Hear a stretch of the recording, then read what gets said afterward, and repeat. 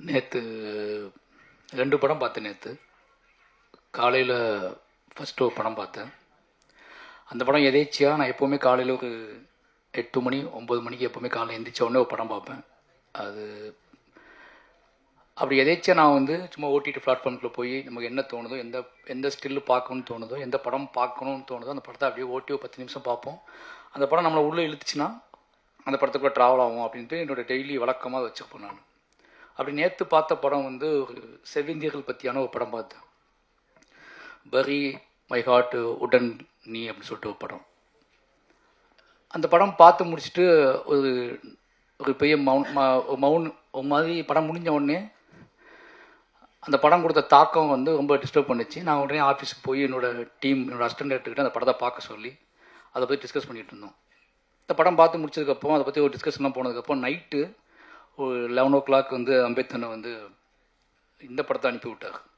இதை பார்த்துட்டு காலைல வா ஈவினிங் ஃபங்க்ஷனுக்கு வந்துருங்க அப்படின்னு சொல்லி இப்போ இந்த படம் பார்த்தோம். எல்லாம் என் அசிஸ்டன்ஸோட சேர்ந்து அந்த படம் பார்த்தேன். ஏதோ தெரியல சம்மந்தம் இல்லாமல் இந்த 2 படத்துக்குமான ஒரு பயங்கரமான ஒரு கனெக்ஷன் இருந்துச்சு, பயங்கரமான ஒரு தாக்கம் இருந்துச்சு. கிட்டத்தட்ட நானும் என் அசிஸ்டண்ட்டும் பயங்கரமான ஒரு டிஸ்கஷனுக்குள்ளே போனோம். ஒரு 6-7 மணிக்கு தான் காலைல படுக்க போனோம். இந்த 6 மணியுமே இந்த 6 மணி வரைக்கும் இந்த உரையாடல் என்ன உரையாடல் இருந்துச்சுன்னா, இரண்டு படங்களுமே வந்து மிகப்பெரிய தாக்கத்தை ஏற்படுத்தியிருக்கு. 2 படங்களும் வெவ்வேறு வடிவமான போராட்ட வடிவங்களை முன்வைக்கிற படங்கள். இப்போ வந்து எனக்கு என்ன பண்ணி தோணுச்சு அப்படின்னா, மயிலாடு பார்த்துட்டு என்னன்னா இந்த மயிலாடு படத்துக்குள்ளே நிறைய விஷயங்கள் இருக்குது. நான் வந்து இந்த படத்தோட தாக்கத்துலேருந்து பேசுறதுனால சொல்கிறேன். இது சரியா இது தப்பா, இந்த முடிவு இந்த வடிவம் எளிய மக்களோட கடைசி ஆயுதம், எளிய மக்களோட கடைசி முடிவு, இதை இப்படி முன்மொழியலாமா, இதை வைக்கலாமா அப்படின்னு சொல்லி ஒரு காரசாரமான விவாதத்துக்கு நாங்கள் தள்ளப்பட்டோம்.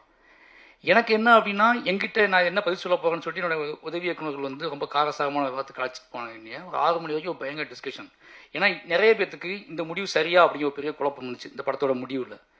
பட் நான் என்ன பண்ணேன்னா, இந்த 2 படத்தையும் மண்டகளை ஓட்டி பார்த்துக்கும்போது ஒரு மிகப்பெரிய தத்துவமாக நிலைநிறுத்தப்படக்கூடிய, ரொம்ப நிலையானதுன்னு சொல்லப்படக்கூடிய ஒன்று நம்மளை வந்து அடக்கி ஆண்டுகிட்டு இருக்கும்போது, அது வந்து ஒரு வடிவமாக இருந்துச்சுன்னா அதை எடுத்து அது ஒரு பில்டிங்காக இருந்துச்சுன்னா அதை உடைக்கலாம், அது ஒரு கேட்டாக இருந்தால் உடைச்சிட்டு திறக்கலாம். அது காற்று மாதிரி பரவிக்கிட்டு இருக்கும்போது, அது ஒரு பேர் இருளாக இருக்கும்போது அதை எப்படி வென்றெடுக்கிறது, அதை எப்படி திருத்துவது, அதை எப்படி மாற்றுவது, அதை எப்படி ஜெயிப்பது அப்படிங்கிறது ஒரு பெரிய குழப்பம் இருக்குது. எல்லாத்தையுமே நான் தான் கொடுக்கணுமா, எல்லாத்தையுமே நான் தான் இழக்கணுமா அப்படிங்கிற ஒரு கேள்வியே என் அசிஸ்டன்ட் முன்னாடி வச்சாங்க. நம்ம ஏன் எல்லாத்தையும் இழக்கணும், அப்படி ஒரு முடிவு இந்த படம் வைக்கிறதா அப்படின்னு கேள்வி கேட்டாங்க. அப்போ நான் சொன்னேன், ஒரு பேர் இருள் உன்னை சூழும் போது நீ ஒரு பெரிய வெளிச்சத்தை பார்க்க வேண்டிய கட்டாயத்துக்கு உள்ளாக்கப்படுற, இந்த பாயிண்ட் ஆஃப் இந்த படத்தை நீ புரிஞ்சுக்க ட்ரை பண்ணு அப்படின்னு சொல்லி கிட்டத்தட்ட எனக்கு வந்து ஒரு பெரிய வெளிச்சமாக தான் மயிலாடு படம் இருந்துச்சு. ஏன் அப்படின்னா, இந்த படத்துக்குள்ளே என்னதான் நடக்கும், இந்த படம் இந்த முடிவு எப்படி தான் போக போகுது நான் யோசிச்சு பார்த்துக்கிட்டே இருக்கும்போது இந்த படத்தோட முடிவு நீ ரொம்பவே தர்க்கத்துக்கு உள்ளாக்கிச்சு. அதை நான் ஏற்றுக்கக்கூடாதா அப்படின்னு சொல்லி ஃபஸ்ட்டு நான் ஏற்றுக்கல.